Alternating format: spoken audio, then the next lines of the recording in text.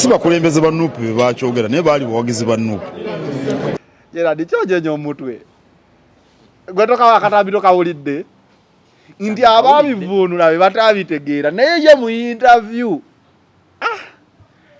naye interview yourself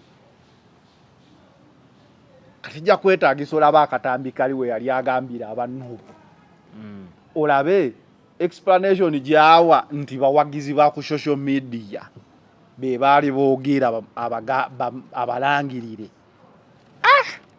UP okulonda bwe kwaggwa ne bantekako akazito nti nangirire nti akalulu baakabbye nti nno NUP ye yawangudde era nti nno abantu bagende beekalakaase bajjeyo obuwanguzi bwabwe. Oŋŋamba otya okulangirira ebintu ebyo? Nze mbala obululu, nze owakakiiko k'ebyokulonda genda mu bwakakiiko oba bakubbye genda ew'omulamuzi bya Mukama yategeka okulonda, Katikkiro yategeka okulonda. Kati saabirangirira ebyo ebyokugamba nti mugende mwezaako okwebuuza ku bannange nga njagala kumanya ani oyo owa NUP yagenda ewa Katikkiro n'amugamba alangire nze nkulembera NUP naye nina ne bannange benkulembera nabo era mu bonna benkulembera nabo tewaliwo n'omu era asabyeko Katikkiro okulangirira nti NUP wangudde. Naffe tukimanyi bulungi, abamu ku ffe twasoma amateeka era tumanyi bulungi nti Katikkiro wa Buganda si ye yakulira akakiiko k'ebyokulonda era si alina okulangirira omuntu awangudde. Bano abaabuuza mwami Bobi Wine ekyokuba nti oba nali nteekeddwa omulangirira baakibuuza mu Lungereza bagamba out of context, baali balina okutegeera kye nali ŋŋamba ekibwe kyali wobanga okola statement ku bintu ebiri formal you can't base on supporters. Abawagizi baase no baŋŋambye tugiwe ekikopo okitegeera kati Katikkiro is a lawyer munamateeka lawyer amanyi bulungi nnyo bodies ezo kebe company kebe kiwabeerawo PRO wabeerawo leadership yaayo. So nze kye neebuuza ekibuuzo kiri nti at what time diwoolowooleza nti bano bawagizi senga yali mu statement yagamba abawagizi ba NUP naye yagamba aba NUP, so it left a gap buli omu okuteekawo ba NUP kibayagala okupiininga okitegeera. Era of course amayinja agasooka gaali gakubibwa Robert Kyagulanyi Ssentamu president w'ekibiina.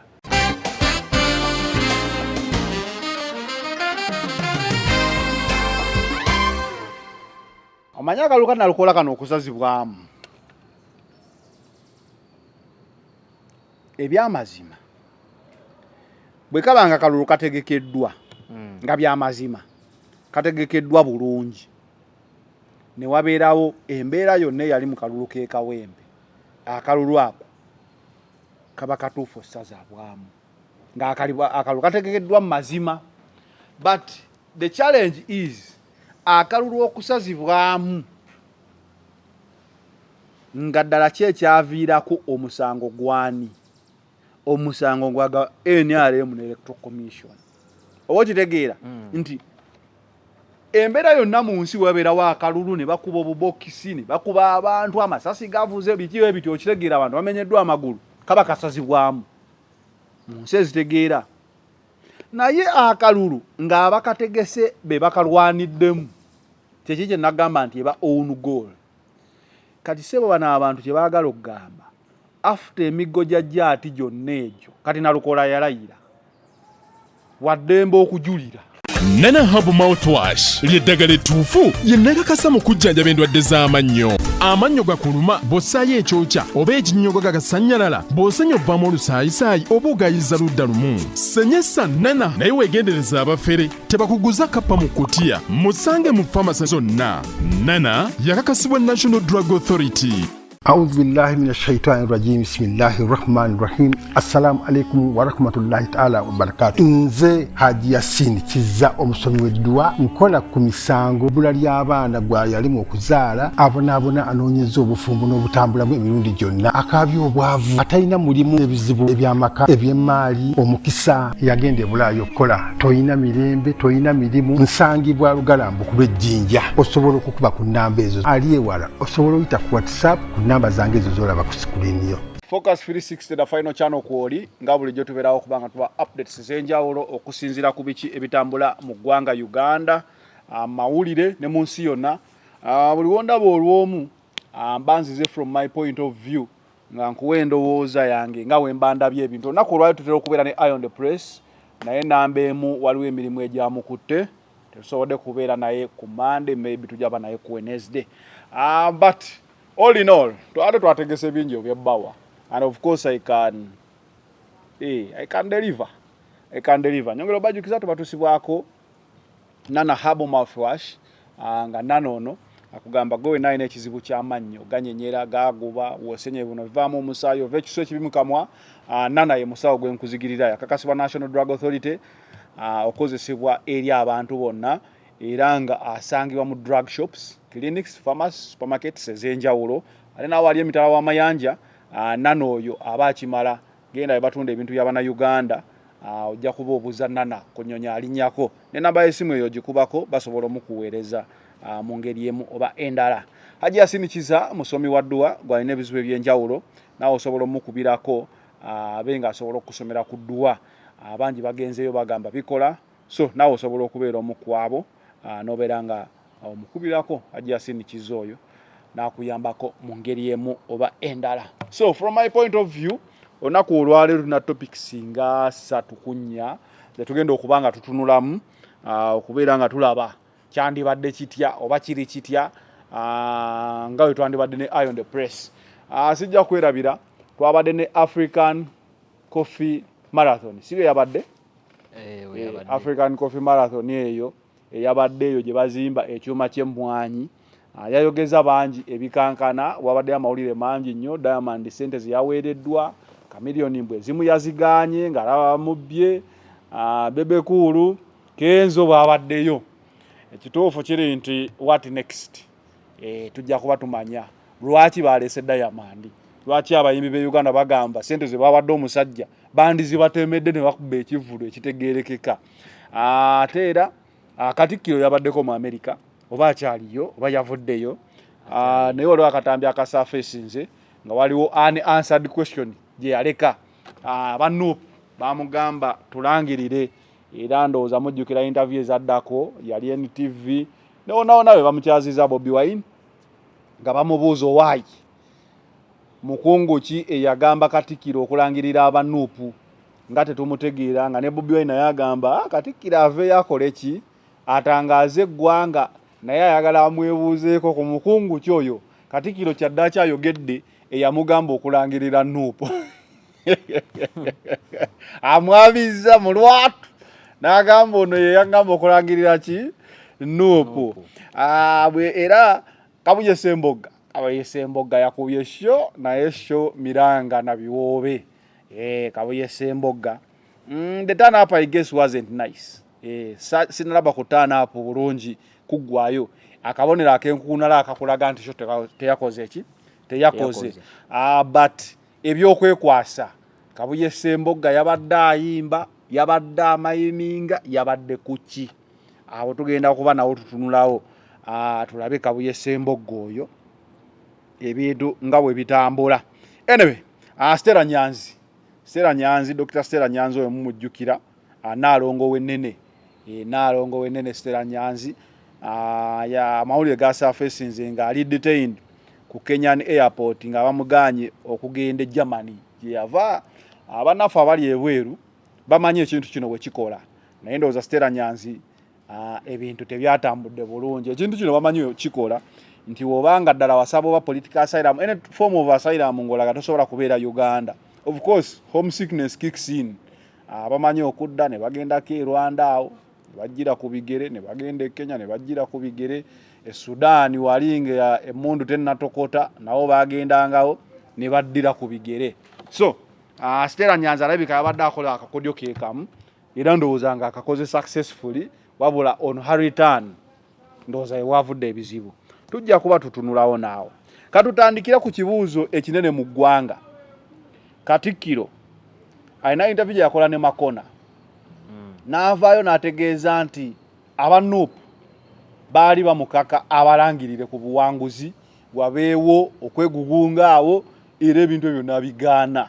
Of course it sent shockwaves mu Uganda. Lwaki nti time Katikkiro wakolera interview eyo twali twebuuza nnyo lwaki Katikkiro akoze interview ne Makona.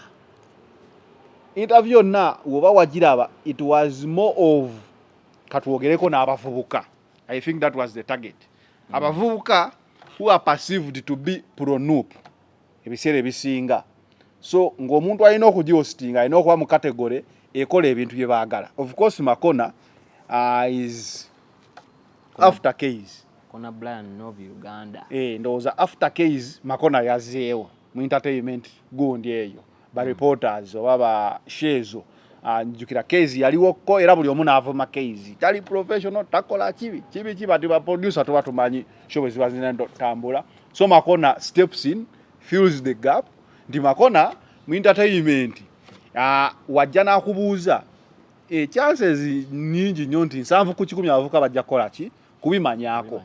So Makona ndowooza yali best suited the gundi the motive eya Katikkiro okwogerako eri abavubuka. So show n'agikola but show twagiraba ebibuuzo ebyavaamu show yalingeza okukomerera Nuupu nga buli kimu kiraga nti Nuupu kino tekikola kino wano kabaka mwamo banja wano ebintu byonna nga woba olaba interview ng'eringa yali attacking one political party. There drops a bombshell nga bagambye nti aba Nuupu bansaba nangirire. Kati wekintu ekyo ekyayogerwa of course Katikkiro yakyogera yakirekaawo abakisalamu ba apologists baani bonna ne batandika okuba Bobi Wine. Si bwe kyali Bobi Wine tebamanyi biki. Lucky enough Bobi Wine alina interview ku NTV ekiro ndowooza the next day bamubuuza ekibuuzo kyekimu. Katikkiro Bobi Wine naye amuddiza ekibuuzo nti munnaye tusaba ow'ekitiibwa Katikkiro atubuulire bantu kyaba bagenda mugamba nti tulangirire kubanze saakikola. Nabuuziza ne ku bannange be tukola nabo emirimu we NUP ddala ku high command eri waggulu nga tetwakikola. Ebifaananyi ne bitandika okuvaayo. Baani bakwano ba Katikkiro mu Nuupu oba abaali mu Nuupu. Ebifaananyi mubijjukira mwenna. Bateekawo Sseggona ne bateeka wano ow'ekitiibwa naye ekifaananyi ekyo kyatambula nnyo ku social media. Ngamba bano baali basajja b'amaanyi mu Nuupu. Tomanya bayinza okuba be bakola ki be bagamba Katikkiro kitukolere. Question yesigala waawo ne Bobi Wine n'agisuulayo kati bato neddirizibwa Katikkiro kiriyalinga. Of course Katikkiro played it well. N'atakiwa matu wano naye nga omanyi nti amazima tegeekweka gavaayo obudde bwonna. So Katikkiro yabadde mu America kankuba akatambi kano ndyokeneerereje aba Nuupu okulonda nga kuwedde ne bagamba nti ffe twawangudde twagala ddoboozi lya Katikkiro babyogeranga si mu ngeri ntongole naye nga ku mitimbagano kyekiriko ndoza nammwe mwabiraba eddoboozi eriva emmengo lye tulinda si bakulembeze ba Nuupu be bakyogera naye baali bawagizi ba Nuupu. Ne mbagamba nti ate aba Nuupu bo nga nabo bagamba nti nze nnyina obbatuusa ku buwanguzi. Kaakati bano abaabuuza mwami Bobi Wine ekyokuba nti oba nali nteekeddwa omulangirira bakibuuza mu Lungereza bagamba out of context. Baali balina okutegera kye nali ŋŋamba. Ekibwe kyali kuba abantu baagala nnyo okumanya awagira NRM awagira Nuupu awagira ki. Nze mpagira omuntu yenna awagira ensonga za Buganda Ssemasonga ettaano. Waliyo aba Nuupu abaagala obwakabaka, waliyo aba NRM abaagala obwakabaka. Kati nze ŋŋamba abantu si nze mbasalirawo, nze nange nnyina akalulu kamu. Abantu bo balabe omuntu anaagasa Buganda bwe baba balonda. Oba kabolekera out of context. Katikkiro bw'agambye aba akikwata awe wasinga okuba obuzibu ojjukira kyo gye twakola Katikkiro we yagamba nti nno wakitagenda ku Capital Gang era aba akikwata amangu ne bagamba nti Katikkiro alayika agambye Bobby takola ki tamanyi Luzungu ne tukola shows nga tugamba Bobby yabadde ku Al Jazeera abadde ku CNN abadde ku ki abadde ku BBC kati abadde ayogerayo olulimi ki era ne tubagamba abo bakiblowinze out of what context. Kati ne wano kyayanguwa mangu nnyo okukipininga ku Bobby Wine ng'eyasaba Katikkiro nti tulangirire kuba ye yavuga ja kuba president si bwe kiri kati kijja in the time nti Bobby Wine if I'm not wrong time eyo yemu ere yagambisa Sewanyana mumbuulire empuuga bye yakola ki bye baba yani yali abasiba ekibuuzo ekyo kijjukira so ne bijjanga afuna backlash biri wayabisiza omusajja wamutaddawo biki ate no mwana omwagamba ne Katikkiro abalangirire temulina bukugu bwonna okitegeera kati Katikkiro yabagambye you misunderstood his statement and you blew it out of context.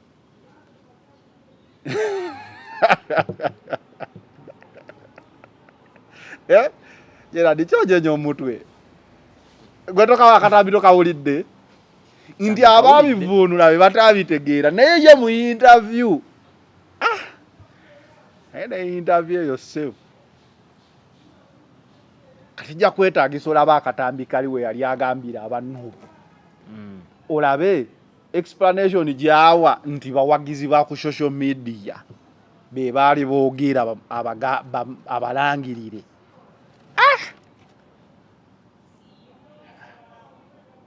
Yoza Katikkiro wa Buganda kimukomeza amako ka video alingeera akakiiko kakwa akabantu abataano babana bazzemu ne batuula ne baddamu ne bamutuma ne bakola ki ne baddamu ne bamutuma bonga bo bali abawagizi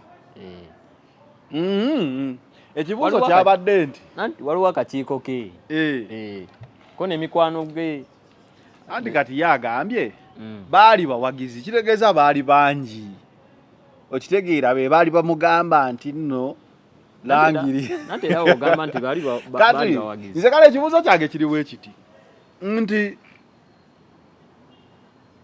wobanga okola statement ku bintu ebiri formal you can't base on supporters ti abawagizi baaseno baŋŋambye tugiwe ekikopo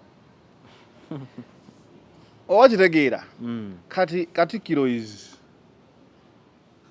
a lawyer munamateeka lawyer amanyi bulungi nnyo bodies ezo kebe company kebe kiwabeerawo PRO wabeerawo leadership yaayo so nze kyeneebuuza ekibuuzo kiri nti at what time liwoolowooleza nti bano bawagizi senga yali mu statement yagamba abawagizi ba NUP naye yagamba aba NUP so it left a gap buli omu okuteekawo ba NUP kibayagala okupiininga okitegeera era of course amayinja agasooka gaali gakubibwa Robert Kyagulanyi Ssentamu president w'ekibiina awo ne tuzaako ba secretary general oba vice president era ndowooza abo ebifaananyi ebyali bitambula like statement empaji yagiwaamu yaleka everyone to put there ani gwayagala it was an open answer oba abanupu oba question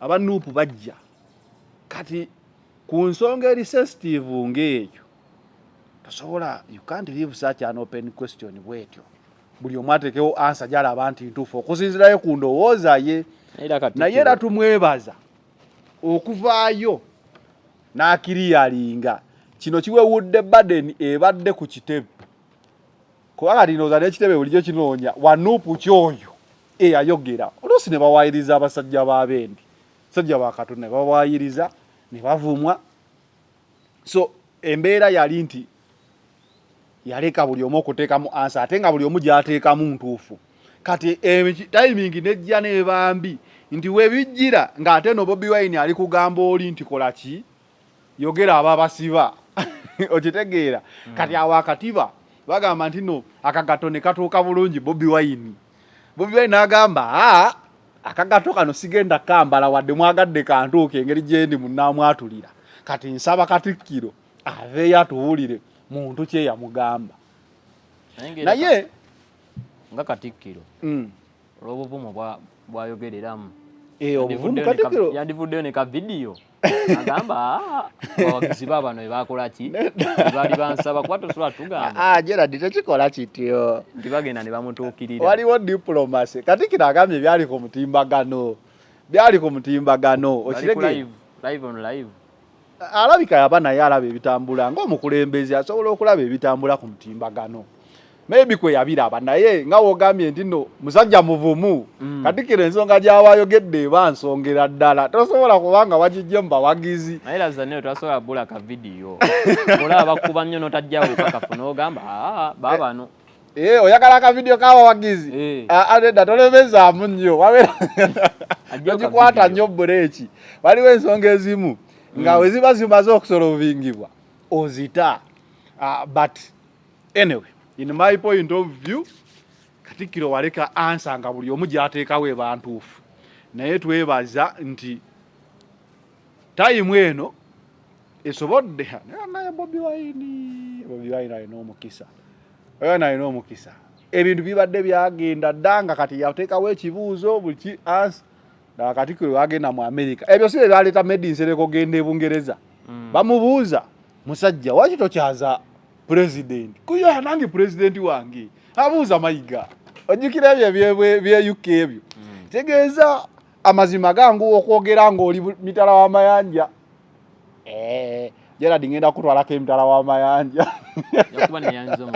kubanga okutwala emitala w'amayanja oyogera amazima kubanga waliwo n'omusajja mukulu eyatugambye tumusondereyo kasente tumutwale mu America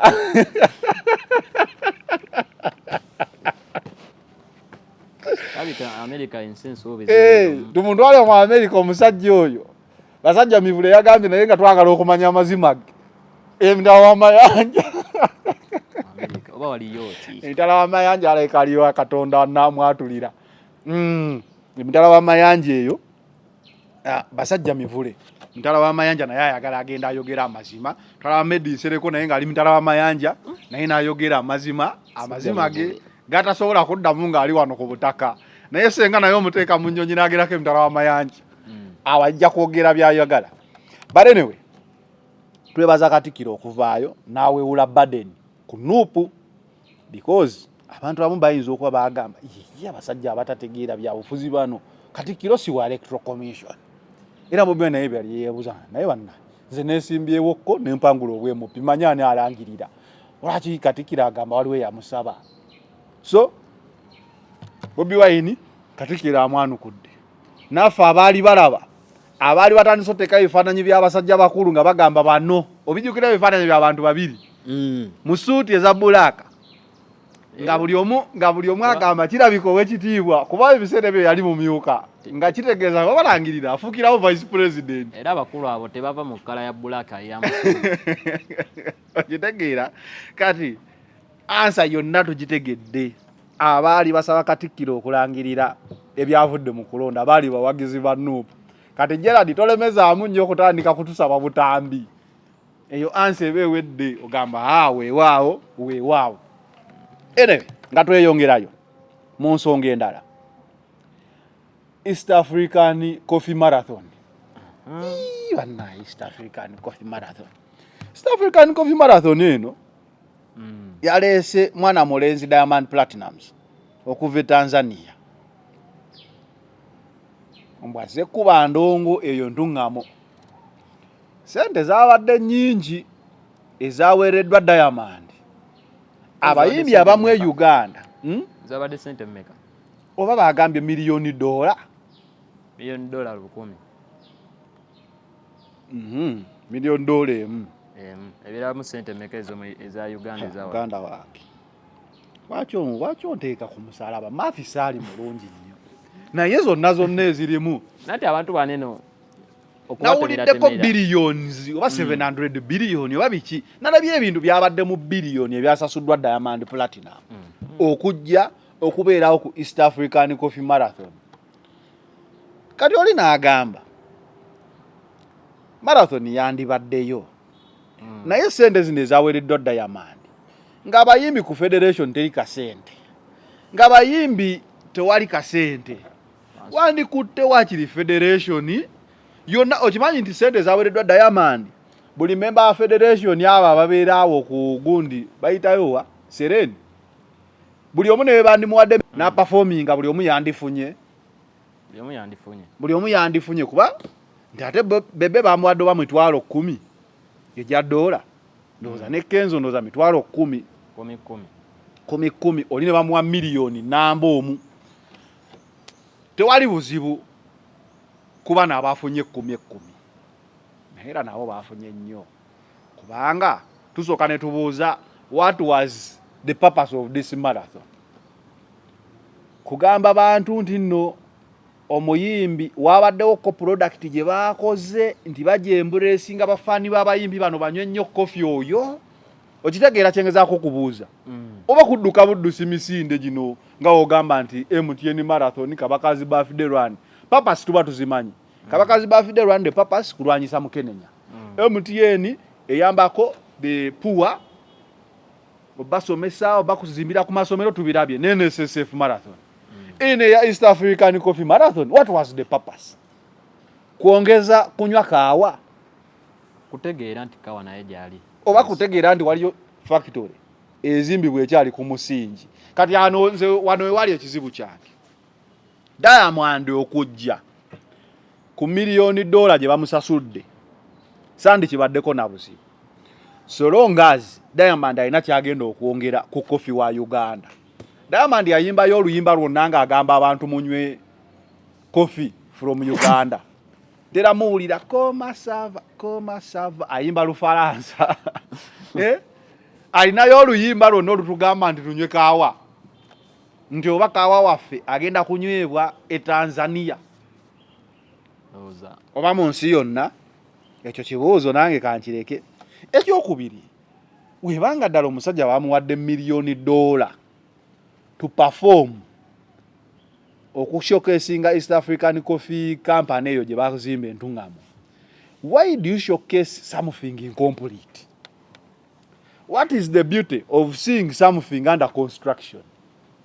Obotegera kyengezaako gamba ndisenga company yabadde ezimbiddwa ng'erabika bulungi ng'omuntu agenda kutunulawo nga wonoogenda muzino kanjogere kaŋŋambe oba McDonald oba KFC ne bakuba akalango oba kale 4 points oba Serena oba Sheraton okitegeera oba Skies oli n'agamba nti Diamond agenda yimba ku Skies ne balaga ekizimbe kya Skies ne balaga obutebe okitegeera they show beauty nti kigenda kusikiriza omuntu ajjalyewo naye what is the beauty in giving too much money to a foreign artist to come and showcase something incomplete? Omuntu ayinza n'okubanga agenda kugula kaawa n'agamba sinyweramu ettaka nanti emisingi gyonna gyabadde kungulu okitegeera like mwana oluusi wabeerawo just obo mafia wabukoleddwa oba money laundering oba kisikitegeera soka ne tutunuulira because nze mba njagala oli waaba ngamba nti agenda akundaga coffee plant njagala ntunuulire plant nga am assured ngenda kunywa kaawa ali clean ngenda kunywa ekintu ekirina class. I don't find any class in showing me something incomplete. Eno turakita, eno biyinja, eno ttaka, ate eno ngamba nti nze kaawa avuddaawo gwe nteeka mu kikopo ekigenda osooka okujja mu mutwe gwange kigenda kubeera nti kaawa ayinza oba alimu enfuufu because we bamukolera wali incomplete okitegeera ebintu ebimu tuba tulaba wano eno nabanga nnyo edda there is some channel called DWTV nga balaga bakola emmotoka n'ogitwala ku road test boy gotunulira company wereeta ekyuma nekisooka kidiipinga emmotoka nekiginyikamu emmotoka zino balina basooka ne bazinyikanga badiipinga ente okitegeera ne bakulaga bajja assemblinga nga butuufu wokitunuulira ogamba njagala ngule emmotoka eyo.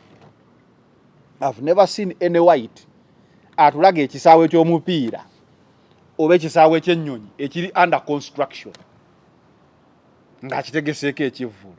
It is the first time I've seen omuntu aweereddwa too much money to come and show something incomplete. Concerned yange esooka. I didn't see any beauty. I didn't get any inspiration in going to check out that factory because it is incomplete.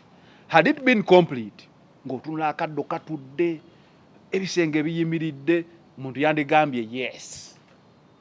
Kangende nambuleko ne ku factory. At least for tourism purposes. Kwa Diamond era kyasobola okutwongerako, it can only be tourism purpose. Si wekiri? Tasobola kutwongerako kunywa kaawa because okunywa kaawa, okunywa ekintu kyonna, it is more of a nurturing which turns into a habit. Tosobola kuyigiriza muntu mukulu kunywa kaawa waba teyamutandika buto. Okitegeera?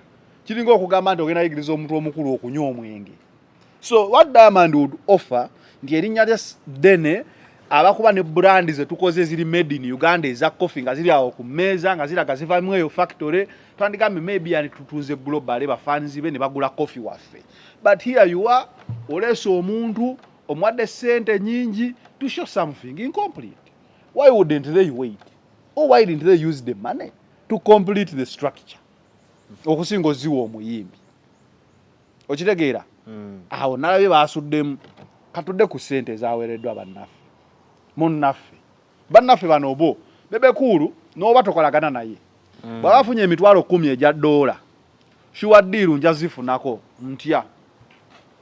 Nyinza okuba nina kyali wange omuzimbi. Bebe Cool n'amuzimbira. Nzimbira mugagga yafunye sente ze nzimba kizimbe. Nyinza okuba ndi wadiwe antunda seminti. Okitegeera? Esente zisigadde ziri Diamond yazitutte kuwa Batanzania. Wanaaba awaddeko wanagenda kuwaya abantu babiri ba DJ ba influencer nga basatu oba babiri bayinza okuba nga takyetanga. So aka Diamond bwe yakakute yayiseemu buyisi senga baakutte sente ze bawadde Diamond ne bagabira abayimbi be Uganda bonna weesanga nandibadde awo nga ngwa ku muyimbi awo nga gamba Zanero ekizike kikino kikubeeremu nandifunyeeko yobola sirina buzibu ku sente za Kenzo neza Bebe Cool. Because I may not benefit directly, but as a nation, my friend to another friend okitegeera.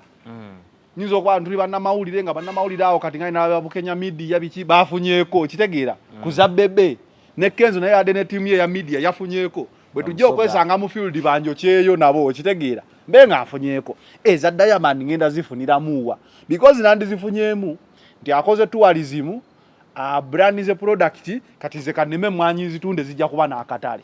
But I don't know who is going to buy our coffee in something incomplete. So generally speaking, nyinza okuba wrong, it's in my opinion. Ebintu bya Diamond byatusaze busazi. Tetwafunyeemu wadde swaga, tetwafunyeemu kintu kyonna apart from criticism. Kitegeera? Kwa n'omuntu ali e Kenya oba Tanzania oba mu nsi yonna yandigambye man Uganda ezimbye factory ye mwanyi boy naye n'ekyo takiraba era agamba buganya wabula Uganda ebintu byabwe bwe yabisooto eva bibeeraawo naye omukulu yatutaaka sente kafe kati weneggwanga tumuzza twamuwaddeko deposit ndisengeggwa tunaakukima okibalirize obeera tujja musasula buto ziba sente endala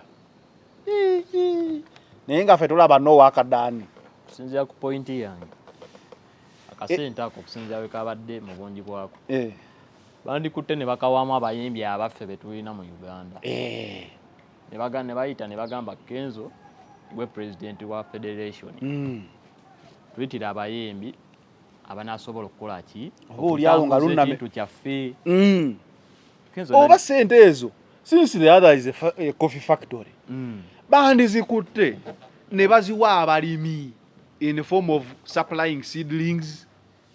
Okitegeera omulimi ne muwenda okwa buli omwenda okwanga bibiri oba bisatu n'omanya nti mu myaka 2-3 they will be the providers of the raw material yetagisibwa mu coffee factory. But sente zagenze mu bintu by'obaddiikuula oyinza okugamba wayi kali akasente kaabali wona ogenda okunoonyereza ng'akakasente kaggwanga nga bintu bino ng'ebya peneti ate twewole factory tugiwembu ate ye tuwa amagobo okitegeera in one way or another that money will be from a Ugandan zitwawadde omu Tanzania n'atwala zitwawadde abayimbi kale abayimbi bajja zimbayo obuyimba baguleyo n'obumotoka banyone ku mafuta bajja zizza musolo naye oli ezooli ze zisinga okunnomeza wano baboys balinaako obuzibu mu kisa gwammwe mwalidde naye oli eyakuliise n'akasente kafe nga tetumufunyeemu ate n'ebiyimba bye tebikyanyuma nnyo kibyawo okimanyi edda waalinga tosobola kuba disiko neggwako nga tokubye Diamond naye okimanyi kati okuba disiko ennaku 2 nga tonnakwata kulimba lwa Diamond ate n'enyuma nange kennyini nadde sinabategeera nti yatuuse mu Uganda era tabakola busape bwa kuvuga helikopita nakubeera naye ate ogambye wadde tonnabategeera olabika obadde nga muhanji awo yennyini we wala nange nadde sinabategeera nti oba Diamonds yazze mu Uganda abantu bangi naye muhanji yasinze okutegeera yasoose n'alangirira there comes East Africa's finest biki Diamond Platinums. Yay! And of course our boy big size. Alabika muhanji. Sasa tagenda myaka 5 oyo. Our boy. Aisamu. Bebe taweze tasisamu. Alika agenda mu 5. Ana mu something. Kati awo naba big fili bali mu 40 plus. Naye nga ayinza okuba abuse kano ka 45 nga age bracket ogamba 45 to 50. How do you call a man of 45 to 50 age bracket? Our boy. Then what am I? Or what are you? A guy. Etegeza abakulangira. Kale we yagambye. And of course our boy, Bebe Cool. Awonazako of course and our kid, Eddie Kenzo. Kati awozako ni paso and our baby. Ni paso. Kwa boy. Muhanji wacha ayagala nnyo omusajja oyo muteekamu ebijinji. Omusango gukyamuli bubi. Sinza muhanji badengako mu kooti ze. Azala wamu. Musajja amunyigiriza nnyo. Kyobula naye okumwanjula. Yasazeewo omwanjula bw'atyo mu ngeri bw'etyo. Nti n'omulenzi. Olaba nze kennyini zanero ngamba. Nino ono dogo. Omanye ebyo bya dogo n'oyo kid mu ghetto kati ye muhanji yazalayo mu ngeri ya luzungu kati zo tuba kuba mu ghetto muhanji yandigambye ne dogo waffe oyo ekiwatulaze ebintu byabwe bikyaliyo ebintu tebinnagwa anyway that is it ani ebyabadde mu East African Coffee Marathon yani yawangudde emisinde gyo gyabaddeyo kuba tetwakitegedde nakyekyo twalabye bayimbi emisinde gyo bagidduse tewali yadduse musinde abo bazinye endongo bazinye buzinyi na waki tebagiyise East African Coffee Dance why did they target marathon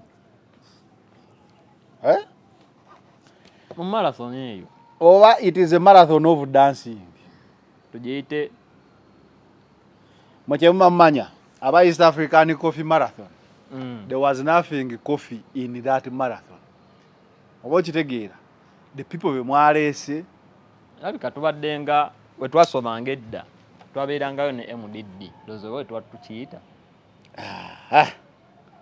mwatulimbyemu just ukirize batulimbyemu ku East African Coffee Marathon and whatever came from there does not reflect the money they say kuba tetulina bukakafu but izezo batugamba the money they say they put in to organize that marathon byabadde ng'ebya North Korea okulonkinga eryato ne lisinkingirawo omusajja yakoze eryato muligenda kuba Abamerika n'ayita buli omu n'agenda kusema yanja bagenda lilonkinga we baalitaddeewo lyabidde bubbizi nawuliddemu kati abaalikoze bafu bwe nawulidde nti omusajja yaswadde ku international level president mumuleese eryato siryangu kuzimba mulizimbira emyaka nga 6 ku 8 naye mu kwonooneka lyayonoonese teritambuddeeko mwebaze Katonda nti lyayonoonese teribalimbye kwelijja mu Amerika kati olaba eryato ligwa jjengo olwo omusajja abakusindika kizuka kitopido naye era kituzaayo eri nti n'eryato lye twali tuyina eddene ennyo erya Titanic waliriwulirako naye olyamala ne libbira. Titanic mpulira yali ddiiru yakumalawo bagagga naye lyabbira yes naye kati tugambe nti North Korea yakoze military Titanic nono Titanic yatambulako neetuukako mu makkati ekyo bano babadde bateeka lyato ku mazzi ekirungi kyokka kye baafunyeemu nti munda temubeera bantu nga balironkinga ndowooza temuba bantu bamala liteeka ku nnyanja ne liyimirirako ne liryoka litambula ne mulinnya kati omusajja naye ensi yasaliddwa okimanyi babagamba musajja nti tumaze olironkinga kati linnyako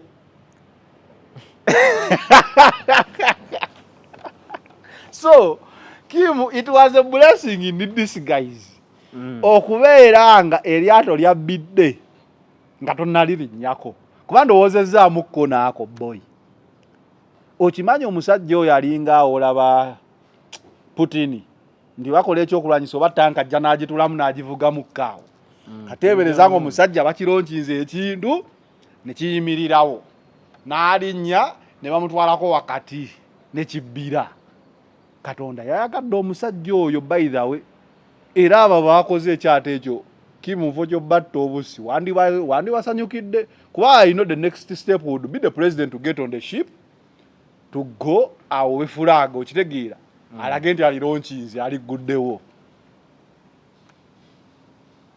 yasimattuse America yabadde muwonye bwatyo mu lyato lye lyennyini ng'alinga bali abakola ka Titanium oba bakayita kyako kasabu massive bikyaka akayatika n'abagagga ba biliyoniya mbu bagenda kulambula ku Titanic ne kaabika so byebyo ebya African Coffee Marathon mu kweyongerayo mu African Coffee Marathon eyo from my point of view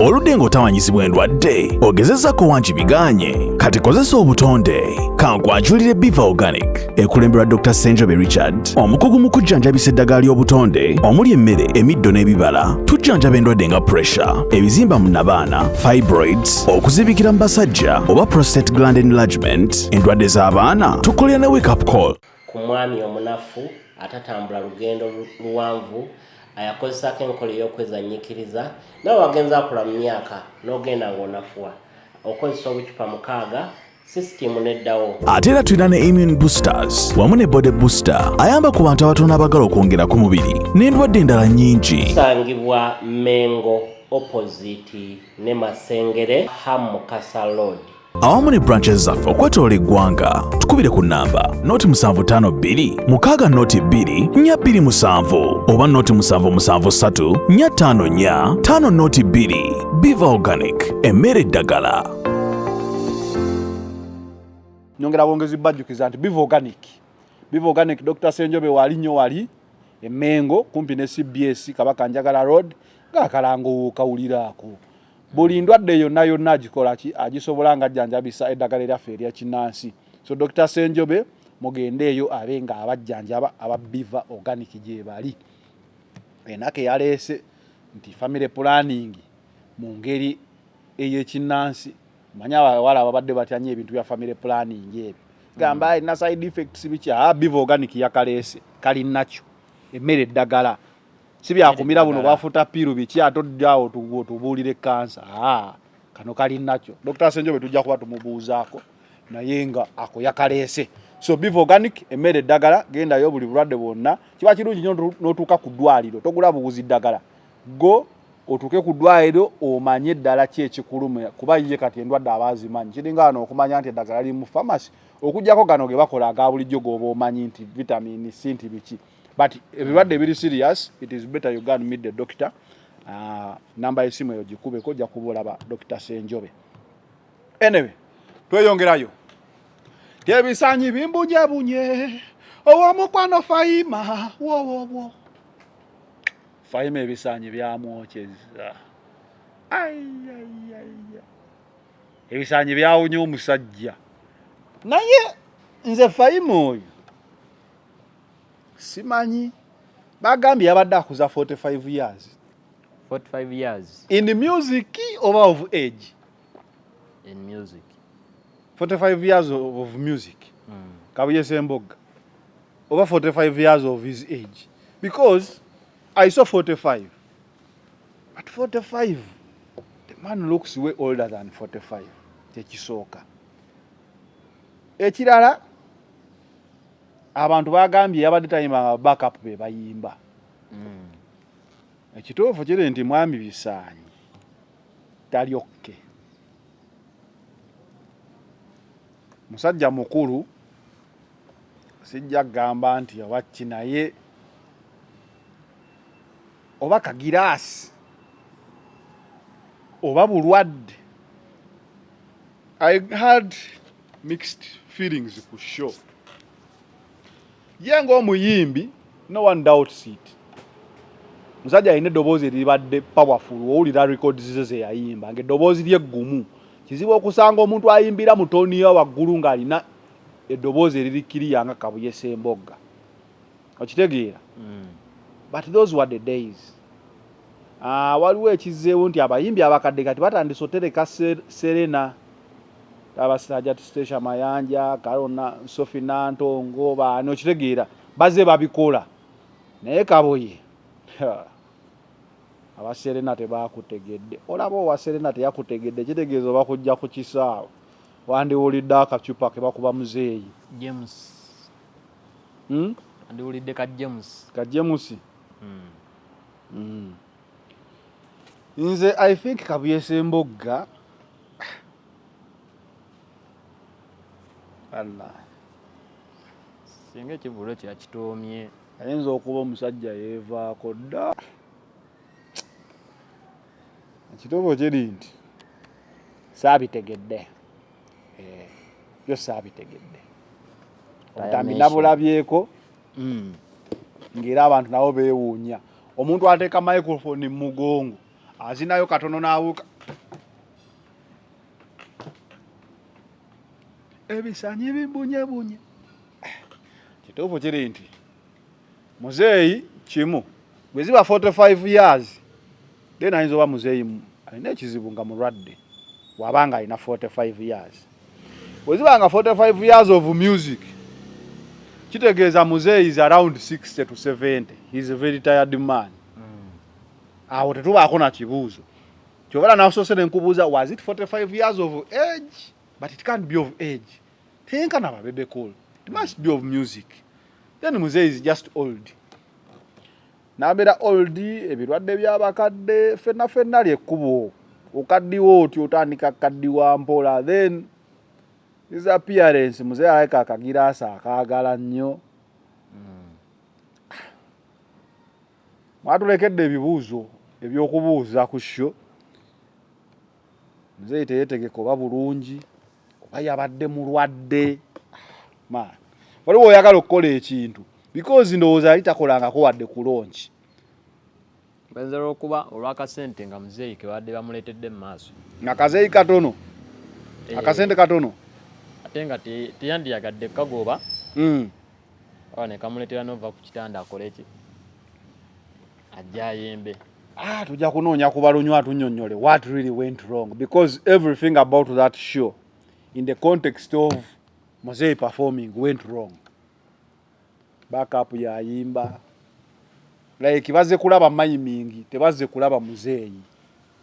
Kitegeera bazze kuyimba covers muzeeyi n'ayimirira awo n'alaba amayimingi ennyimba ze. Waliwo ebintu ebikuggwako ne bagamba ate wonojjayo oli olwannero nonnyonnyola ebintu ku ggumba bajja kunyigira nti wavodde muzeeyi. Si bwe kiri? Nti muzeeyi omuyisizaamu amaaso abavubuka omanye abavubuka. But the reality is everything went wrong about that show. Everything went wrong. Because what is everything? It was muzeeyi performing. Ye kuyimba. Kyekyabadde kikola show. Si sound eri etya, si nti batudde abantu badde baagala kulaba muzeeyi Ssemboga ng'ayimba kye bataalabye, which makes everything wrong. Sijja kwogera nnyo kusukka waawo ku what went wrong, naye ndowooza kyekyo. Tuddewa. Basajja Mivule yavuddeyo n'agamba ali mu buwambe obuwambe nno obutamukkiriza kwogera mazima n'avaayo n'agamba abantu beesonde ye kennyini tumukwatireko tulabe engeri gy'ayitamu agende mu Amerika kati bw'atuuka eyo ayogera ebigambo ebiyinza okuyamba struggle okugguka mbu byamanyi bingi bibi nnyo era wabyogera gavumenti ekyusibwa byonna nga mwe mulina ebya katisi alabika yalina n'ebyama bya katisi byonna biri mu basajja mivule wabula ekizibu tasobola byogerera Uganda ina byogerera wa mu Amerika nakalabye ngamba naye basajja kusinziira abasajja mivule anze kambuuza ebibuuzo from my point of view omuntu omuwambe asobola okujja n'akola interview mu kamera nga amanyi ogenda ku uploadinga n'ayogera ekigendererwa kye nti munsondere sente nziruke omanyi waliwo abatulabako amayembe ne balowooza tuli ndigo oba nti walina obubiri buno omuntu nga ddala muwambe ayagala kuyitamu si bwe kiri najja n'agamba munsondesondere y'akasente ndyoke nsobola okuyitamu obulungi awo mbere mu Amerika njogere bannaye kye bamukola who is fooling who ono muzeeyi si omwe yagamba yalunda embwa ne zizaala ente oba ye yalunda endiga oba embizi ne zikola zitya naiki ekyo kibuuzo kye kisooka omusajja oyo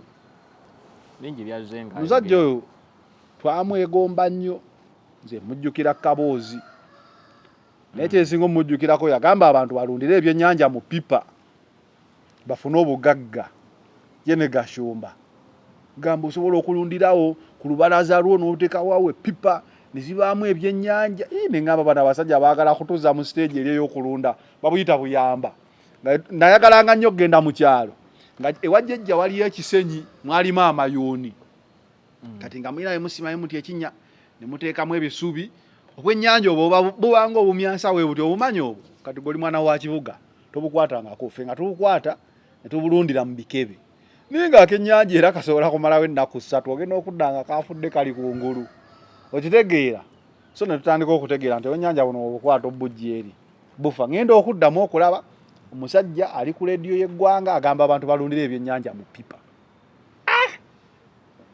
ngamba wannaye ngenda kuddamu nti ate bamuwadde embwa zizadde ente biki we bityo kati ate nagenza okulaba alina ebyama muwambe alina emisango naye ayagala kudduka kati neŋŋamba omuntu alina emisango ayagala oyitamu yandibadde bino byonna bitugamba ali mu Amerika okitegeera ti bannaaye we nali eyo nali muwambe naye seba ayagala mbu kati bamusondere adduke bulungi kati olwo abakuwamba boogenda bagamba otya kuba kati baawulidde naye byonna byabadde bya busiru putting that aside okimanyi abakulu bano nga tugenda mu kulonda bonna baatandise okweyombya oba waakalaba muzeeyi oyo ng'agamba yalina ebyama ng'eri olaba kusaasira naye ayomba muzeeyi n'obusajja bwobwo era ffe tuli banyiivu oba oli awo ng'olaba waliwo n'omulala ayomba ye nagaana omwogera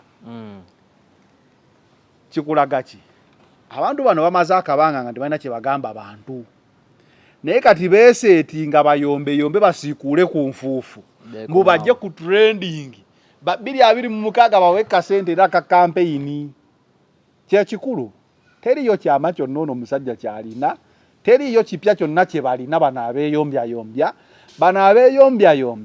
baagala mbu bafuumule ku nfuufu mbu babawe kasente ka mobilization mu campaign balabika muzeeyi ne Catherine bagala yimbirayo muzeeyi kayimba kalala ndooza ka campaign kamuzeeyi akalulu muzeeyi akalulu muzeeyi akalulu kokaako kati bayise mu kweyombyayombya yombya abeeyombyayombya nga bannaye teri abasunye teri abagambyeko abantu babaleka babazira ne babalekera ddala naye kati ate mujja muyombayomba bino byababbi beerwanyarwanya mu tawuni n'ogenda okutaasa ne bakusala ensawo bye bano bye bakola bano kusaasira noono muzeeyi we n'oli bali mu kweyombyayombya kufuna attention esobola okugamba nze mbadde ndaba maama nalweyiso nadde ndaba maama Nakyobe omulabako ki nyoko tomumanyi okulaba maama then n'ekirala kye tuyinza okugamba basajja mivule ekyokumusondera akasente ekyo kyo akisooka akole ki akiveeko akiteeke mabbali wabula kye tuyinza omukolera nga ffe abantu kwe kumusabira agendeko mu basement ndowooza ebyamu ebyo gyayinza obyogerera obulungi. Sajja mukulu toyinza mwana gwe toyinza kwagaliza muntu basement nandi kati ebyama ayagala bigamba ebintu tayagala bigamba aba basement abe basement babimanyi ayagala bigamba bali eno wabweru bali babimanyi kati ate ebyama biba biva eri abiteeka eno nanti ekifo kye bayita ekirungi tetugenda kusindika muzeeyi mu basement jasi bwe tugamba muzeeyi ekizibu buli kyeyayagala okuvuma mu nsi yakivuma omanyi waliwo ebintu by'okuvuma bino okimanyi waliwo bw'ovuma ebivumo byo ne bifuuka expired kati basajja mivule buli kyeyandivumye jakivuma dda buli buyinza bwe yandiraze Bobi Wine bakampenze nkakole bwenti nkole bwenti nze nkola bwenti nze senga nkola nti byonna yabyogera n'enjaga n'afuuwako mbu ayeeyereza byonna ne biggwayo kati bwe yatuuse okulaba nga akatabo ye baamuwa byaggweddemu n'agamba I have to reverse mbadde mu buwambe manyiyo ebipya muzeeyi byonna bye wali omanyi wabyogera byonna twabitegeera byonna twabiwulira byonna twabiwulira ne tubimaama ne tukkiriza nti kuba oyo mukulu ssebo yeetumako pulezidenti w'abantu ku leedi byonna by'omanyi tebikyukangamu wadde bye wayogera kyobola banze omu ku abo abaali balowooza oba palamenti eveewo ebizibu bye tusoose okuba nga tumanyanga bannansi tusooke tubisolovinge mu musaala guno gwe tugaba emyaka nga 2 myaka nga 10 nga tewali palamenti then tusooke tumale ebizibu babaka bye baleese abayitirivu ebinaggwayo tutandike ku bipya waliwo agamba labalaba reasoning eyo kale mwe abalinawo palamenti which reasoning what have you done with parliament being there apart from passing laws ezibu chewing money bonuses all the time. Parliament is a good place or a good thing for a country to have, but only when what comes out of it is productive. All I see is a political burden to citizens right now. The parliament is not doing enough. Onaye ekiteeso ky'omanyi parliament kye yateesezza nga kikuyambanga mu nnansi. Nga mu nnansi sinabakiraba. Sinabakiwulirayo. Sinnakiwulira. Parliament yange kyempulirayo kiri kimu. Yisa kooti masho. Bw'omala oyisa yisa interpretive ekibi. Parliament ngaje. Bw'omala okuyisa babawaddeyo 10 bafunye 4. Kati kankubulire biva mu parliament bafunye 4. Bw'omala awo baleeta amateeka ga traffic. Like buli kye bayisa kati batuyisize etteeka lya supida 3. Emmotoka tesimbula ebanga etali emu yingini ndowooza tugenda teekanga mu double indicator woyingira ekibuga nga oteekako double indicator emmotoka yeetambule 30 speed meter ate simugiteeke ku 50. Omuntu yeke yali ateesezza ku kintu mu palamenti awo ekikola ku makulu yali ateesezza yali ani oba yali kadaaga anabi alina ekiteekaawo kye yalemesaayo waliwo traffic police inspecting emmotoka ate nti waliwo n'ekitongole kyagala okinspecting emmotoka kikuwe sitiika kati anyway byebyo from my point of view byebyo kikyendeseeyo nakyendese olunaku olwaleero ndabika sirina kyendeseeyo naye nga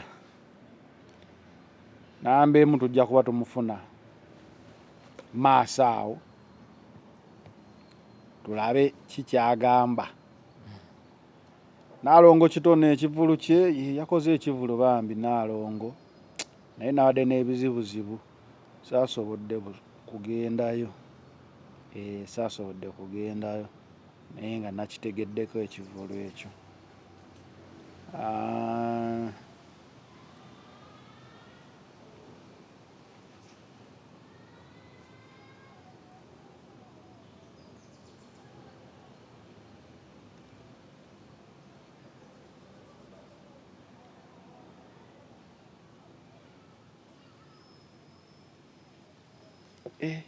obugugula gwe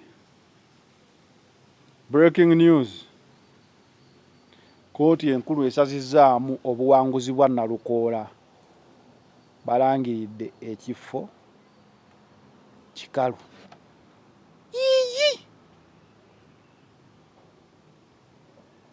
kooti esazizaamu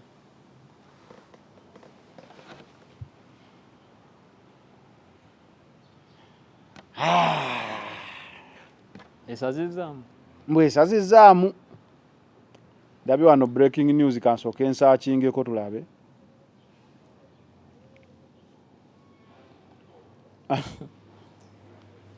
from the court where the Farida Nambi did file an election petition in relation to the Kawempe North by-election. A judgment ruling has come out, and the judge Bernard Namanya, who presided over this ruling, did mention that in accordance with Section 80 and 82.4c and 82.6c of the Parliamentary Elections Act Cap 177, ordered as follows: that the election of Luyimbazi Elias Nalukoola as a directly elected Member of Parliament for Kawempe Division North constituency in Kampala is set aside. That is not all. He also says that the seat for the directly elected Member of Parliament for Kawempe Division North constituency in Kampala is henceforth declared vacant.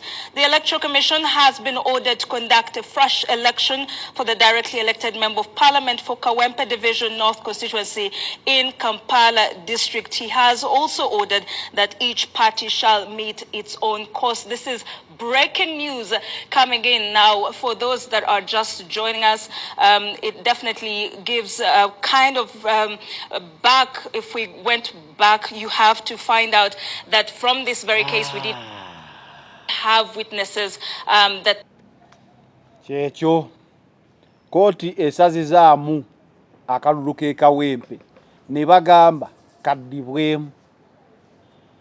katono nnyo kitegeeza ki okusazibwamu akalulu ka Nalukoola, kanso Nalukoola? Akalulu ka Nalukoola okusazibwamu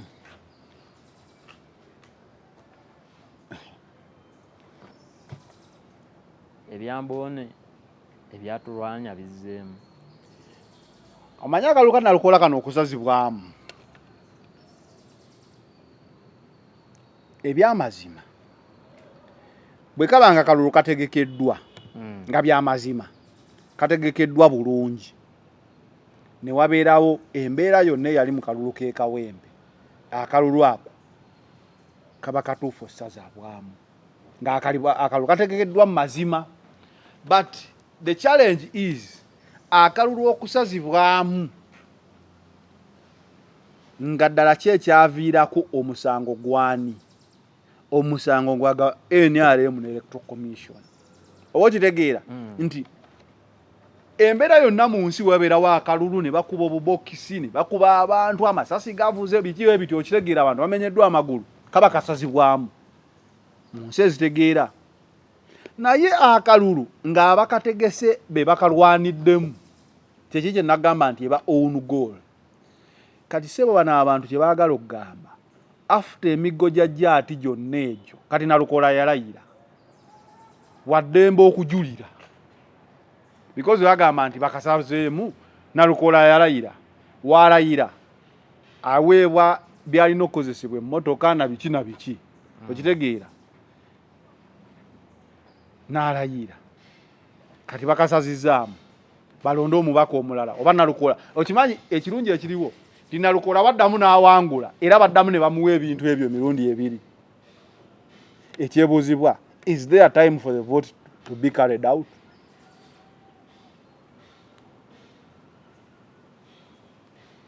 Nalukoola kino ekintu kyangu julira, kano kakujulira Haji Elias Luyimbazi Nalukoola. Naye Haji alayika situnaba Haji naye nalabye yagenzeeko Emekka bambi musajja wattu eyo. Akalulu kasaziddwamu, akalulu kasaziddwamu.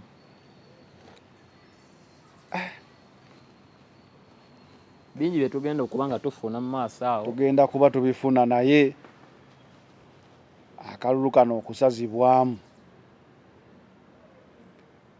teri muntu ayinza kuddayo teri muntu ayinza kudda mu mbooko za jjaati ezo bannamawulire abaakubwa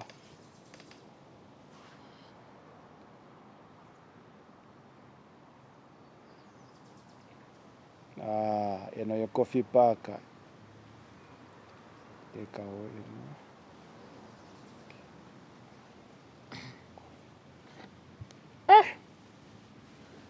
right ebyanalukoola tugenda kuba tubinoonya naye nga kyekyo ebyanalukoola tugenda kuba tubinoonya naye nga kyekyo breaking news katugende tuginoonye tujja kuba tubaddira final channel kwobadde nga bulijjo Biva Organic tubeera naye Dr. Senjobe nakugamba nti gwe wenna ayagala okujjanjabisa eddagala lyaffe ery'ekinnansi tambula naye ate era Hajji Yasini Kiza musomi wa dduwa gwalina ebizibu ebyenjawulo osobola omukubirako ku namba y'essimu gy'olaba wansi awo n'akusomera ku dduwa Nana Herbal Mouthwash yo nagamba nti gwe alina obuzibu bw'amannyo bwonna Nana ajja kuba akimala. We out.